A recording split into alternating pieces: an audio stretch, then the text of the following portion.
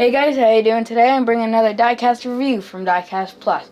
Now today in front of me I have a 1/18 scale Autoworld 1967 Chevy Camaro.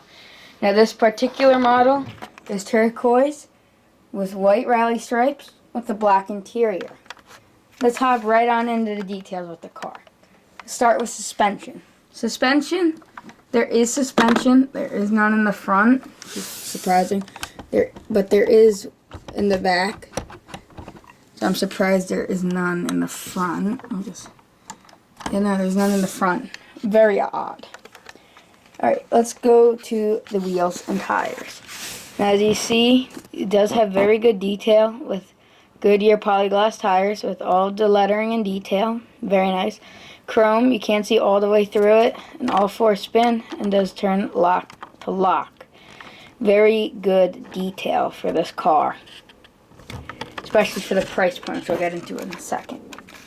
Now, paint and chrome. Paint has done really well. Again, I've just cleaned this model, but there is no scuffing or scratching or fading. Very nice. Same goes for the chrome. I've only had this car a little less than a year now, but it still looks factory new. Very nice. Now I will mention this is just a standard Camaro with a 396, and it is not an SS. Now, let's hop into the interior. It is a hard top, but very well detailed. The doors, you do see, you do have the seat belts here. Very good detail. You have somewhat carpeting, as you see down there. They have the realistic shift knob, the gauges. It's hard to see the gauges because they're inlaid, but you have the realistic shifter all the way around. It's very realistic for the kind of car. Doors do close, and they are a little tricky to close. Alright. The trunk, it's really well done. You do have the mat in there, as you can see. The spare tire width, Goodyear polyglass tire, and the chrome tire just like the other four. And you do have a little trunk latch right there. Very nice detail. Now the gaps. Gaps of the car are really good. As you can see here, it is consistent all the way around. There is a larger gap at the top than at the bottom, but the sides are consistent. The doors, much like the car, consistent gaps. There is a little bigger gap there, same down there, but overall consistent. Same goes for this door. In the trunk, there is a large gap here and there, but for the rest of the car, it's consistent. Let me pop open the hood. It is a bit tricky to open. Yeah, it's a bit tricky to open, so hold on. There we go. So, what is nice about this engine compartment is the detail. You do have all the you have stickering on the air cleaner, and it does look like that is an actual air cleaner, but it's plastic. You have the warning labels. You do have the battery, and it's fully plumbed. It's really nice, and it looks like the actual car engine. Same with the brake master cylinder. Can't see all the way through it. You do have the supports. Very nice. And it has realistic hood hinges, as you see. Very nice, with a little tiny spring there. Very, very nice. Now let's hop underneath. And there's a nice little antenna there. It's really heavy, I would have to say, for the quality you are getting. Autoworld, as you see down there. Nice thing about Autoworld is they are all limited editions. This is number 66 of 256. Really, Autoworld has done really well, especially bouncing back from Ertl. Drive shaft does spin. Can't show you. You do have the differential. Oh, very, very nice detail. It's a great model.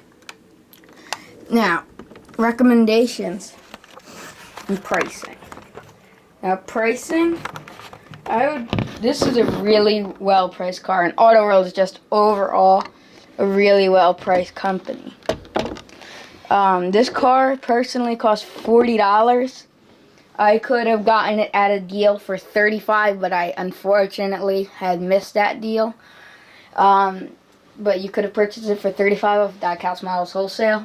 And this is where I purchased this one. I purchased a lot of my Diecast cars from Diecast Models Wholesale. You can now pick this car up for $45. You can still buy them new. I'm sure you can find a few used on eBay, but you can still buy this car new. But it is nice that it is a limited edition. And for $40, you can't complain about anything, especially with the seat belts. On the inside, all the engine detail and the trunk detail and the wheels, etc. Very well detailed car. Again, it's not an SS, but it overall really well detailed car, and especially quality. Now, it's a step up from the Ertls. They have rebranded. And as you see, they've done a really good job, especially with the detail and whatnot. Now, I would recommend this car, not to the beginner, for the quality, and most of the Autoworlds are above $40, but this was on sale. Most Autoworlds are between $50 and $75. It just depends on the sale and whatnot, and what kind of car you're getting. Now, definitely not the beginner, definitely the experienced collector with the quality and all that you're getting. It's very, very nicely done. But because with the quality and a little higher price point, I wouldn't recommend it to the beginner. But still very nice car. And even if you're starting to transition to the higher end models, I would recommend it. Because, it's a low enough price point if you decide you don't want to go too much farther into the hobby. Great car.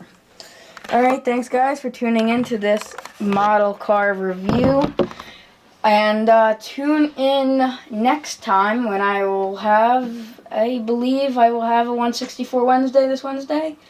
Not 100% sure on that. But tune in next Monday when I will be doing a review of something special. You gotta tune in then. And I just ordered a brand new car, and you'll have to wait till then when it comes, and I'll do an unboxing and review. Alright guys, thanks for tuning in to this Diecast car review. I'll see you next time.